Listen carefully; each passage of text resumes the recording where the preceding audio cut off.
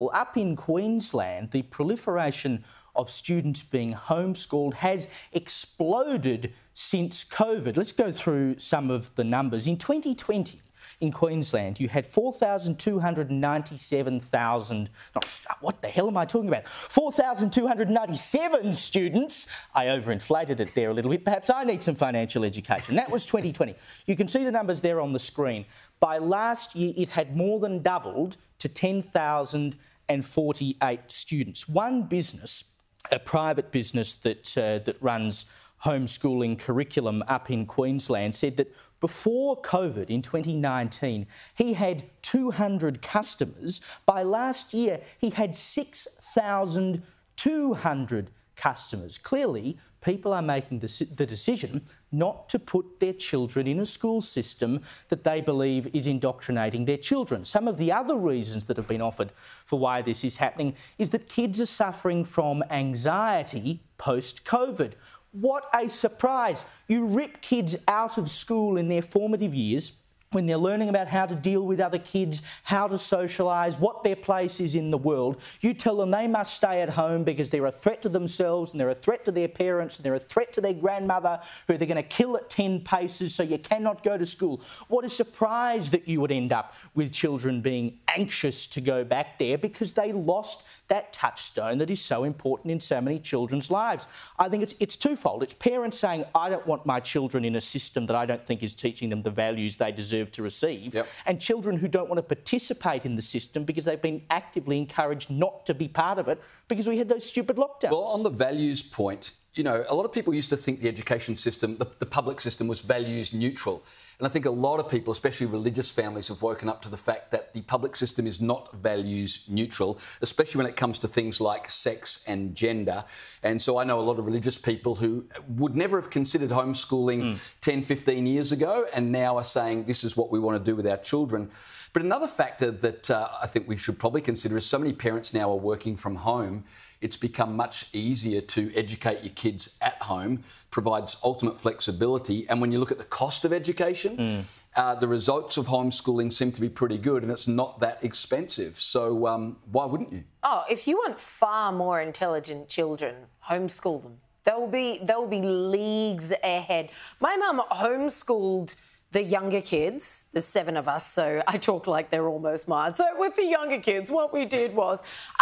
but once she sent them to a private school, they were like, we don't know what to do with these kids because either we put them with much older children or do you want to keep them in their age group, but they'll be relearning everything because they're miles ahead. Yeah.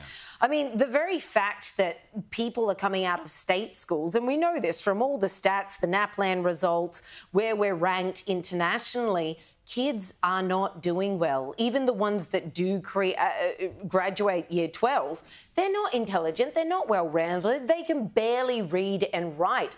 Homeschooling is incredible in that you spend half the amount of time actually doing the schooling. Kids have way more time to play, spend it however they please. The really ambitious ones can zoom through entire grades if they want to, if they're academically gifted. And they have far more self-drive as well. And you pick up which kids are good at what at a very early age because they're not sat there in this stupid cookie-cutter system. Kids aren't cookie cutters. They're not all the same. In fact, they're vastly different to each other with vastly different giftings, vastly different brains. And they're not sat there in this cookie-cutter system being spoon-fed from the front by one teacher who doesn't know their unique learning skills and are they a visual learner, etc. and so on. I'm telling you, homeschooling is certainly one of the best things that ever happened to me. It was only 3 years, but my mum ripped us all out of the state school and said, no, I've had enough of this. I love these stats out of Queensland, though it does show that parents, some of you are doing this wrong because if you're choosing the government-run homeschooling options, your kids aren't escaping the indoctrination, they're just getting it at home instead. So the article talks about this one provider, UCA, which has gone from 200 families in 2019 to 6,200 in 2023, and they've had another 1,200 registrations this year alone. So talk about a 3,000% increase. That's where it's happening. But they're an independent one. And if you're a parent and you're looking at doing this, that's what you want to find. Otherwise, yeah, your kid's at home, but they're getting the exact same state education, which as far as I'm concerned is just a cesspool of nothingness now. And you talk about as well kids that have had experience at home and then go into the school and are ahead of the rest of their peers. Yeah. Even like young kids going off into reception, or I don't know, it's called something different in every state. It was reception in South Australia. I think it's called prep or something up here. What's reception? Like the year you do before year one. And it's got a different name in every state. Kindergarten. Pre-primary. Yeah, I don't. We called it reception in South Australia. We do things different. We do things differently down there. But you get kids going into reception who've learnt to read and write and all that sort of thing at home. You know, it's early stages, but they're learning the basic skills. And they go off to school, and the teachers are like, you shouldn't be doing that, because they get all these other kids who cannot read or write in any way, shape or form. And so they've got kids sitting off in the corner during this lesson doing literally nothing because they already understand how to read and write. And they are perversely the kids who then end up acting out and misbehaving because they're bored, because they don't know what else to do. So the parents are told, no, don't give your kids any skills at home because it buggers up how we do things here at school. How ridiculous is that? When I was a kid, if you were homeschooled, you were teased and you were seen as a real anomaly, and typically your social skills were seen as being less. But these days, I think according to that article, 1 in 200 students is now homeschooled, about 40,000, I think, who are registered in Australia. We will need to get it up to common. States, though. The states are way ahead of us here. Homeschooling, they've got millions. I know that in the 2020 to 21 year, they had 3.7 million kids. This is according to the National Home Education Research Institute.